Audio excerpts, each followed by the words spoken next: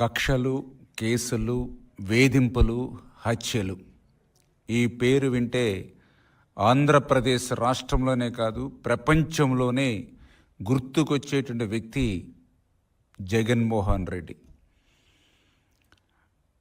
అటువంటి వ్యక్తి ఈరోజు హింస గురించి, హత్యల గురించి మాట్లాడుతూ ఉంటే రావణాసురుడు వచ్చి రామాయణం చెప్పినట్లుగా ఈరోజు ఉన్నటువంటి పరిస్థితి. ఎందుకంటే మనందరం కూడా చూసాం, గత 5 సంవత్సరాల పాలనంతా కూడా ఎక్కడ కూడా ప్రజాపాలన అనేది మనకి కంటికి కనిపించల.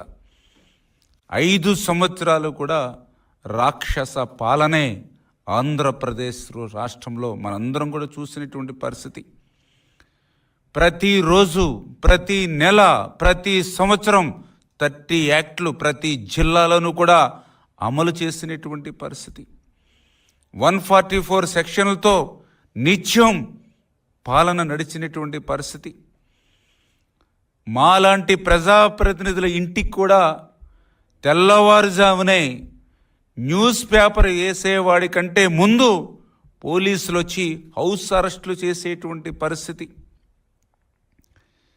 ఇటువంటి దుర్మార్గమైనటువంటి నియంతృత్వ, నిరంకుశత్వ పాలన నుంచి మొన్న జరిగినటువంటి ప్రజలు విముక్తి కోరుకుని తెలుగుదేశం, జనసేన, బీజేపీ, ఎన్డీఏ ప్రభుత్వానికి అఖండ విజయాన్ని, ఆంధ్రప్రదేశ్ రాష్ట్ర చరిత్రలోనే ఆ చరిత్రనే తిరగరాసేటువంటి విధంగా మొన్న ప్రజలు ఏదైతే 175కి 164 సీట్లు ఇచ్చి ఏదైతే ఎన్డీఏ ప్రభుత్వాన్ని గెలిపించారో, ప్రజాప్రభుత్వాన్ని ఏర్పాటు చేసుకున్నారో, దాన్ని చూసి వార్వలేక ఈవేళ జగన్మోహన్ రెడ్డి తప్పుడు రాతలతో, ఈవేళ తప్పుడు ప్రచారంతో ప్రజల్ని మరొక్కసారి మభ్యపెట్టాలనేటువంటి ఆలోచన. ఎందుకంటే జగన్మోహన్ రెడ్డి చరిత్ర అంతా కూడా అబద్ధాలు, అసత్యాలు.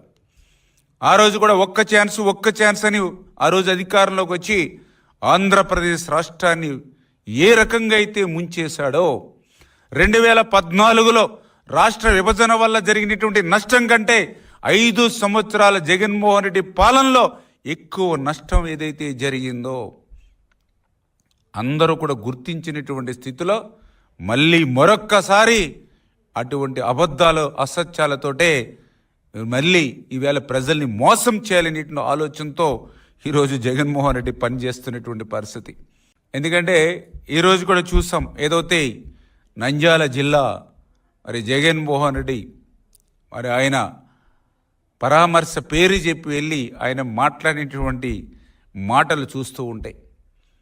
ఏదైతే అక్కడ జరిగినటువంటి సంఘటన ఏదైతే ఉందో దాన్ని చూస్తే చాలా క్లియర్గా అందరూ చెప్తూ ఉన్నారు. ఏదైతే నంద్యాల జిల్లా మహానంది మండలం సీతారాంపురం విలేజ్ ఏదైతే ఉందో అక్కడ దళితులకు సంబంధించి, ఎస్సీలకు సంబంధించి ఎకరం 40 సెంట్ల భూమి ఏదైతే ఉందో అక్కడ వైఎస్ఆర్సీపీ నాయకుడు నారపరెడ్డి ఆయన లీజుకి తీసుకొని, ఆ లీజు సమయమైనా కూడా వాళ్ళకి డబ్బులు కూడా సరిపెట్టినటువంటి స్థితిలో, ఆ ఎస్సీలని తిరిగి వేధిస్తున్నటువంటి స్థితిలో ఆ యొక్క గ్రామ పెద్ద ఎవరైతే ఉన్నారో ఆ శ్రీనివాసరెడ్డి ఆ యొక్క వైఎస్ఆర్సీపీ నాయకుడిని, ఆ నారపరెడ్డిని, ఆ ఎస్సీలకు సంబంధించినటువంటి ఆ భూమిని, ఆ లీజు ముగిసిపోయింది కాబట్టి వారి భూమి వారికి వెనక్కి తిరిగి ఇమ్మని ఆ గ్రామ పెద్ద శ్రీనివాసరెడ్డి ఆ వైఎస్ఆర్సీపీ నాయకుడు నారపరెడ్డికి చెప్పినటువంటి పాపానికి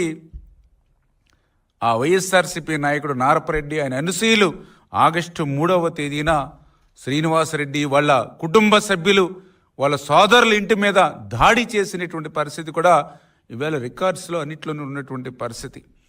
అటువంటి స్థితిలో 2 కుటుంబాల మధ్య జరిగినటువంటి తగాదాల్లో సుబ్బారాయుడు చనిపోతే దాన్ని కూడా రాజకీయ రంగు పులిమి తెలుగుదేశం పార్టీకి అంటగట్టేటువంటి విష ప్రయత్నం ఈరోజు జగన్మోహన్ రెడ్డి చేస్తున్నటువంటి విధానం.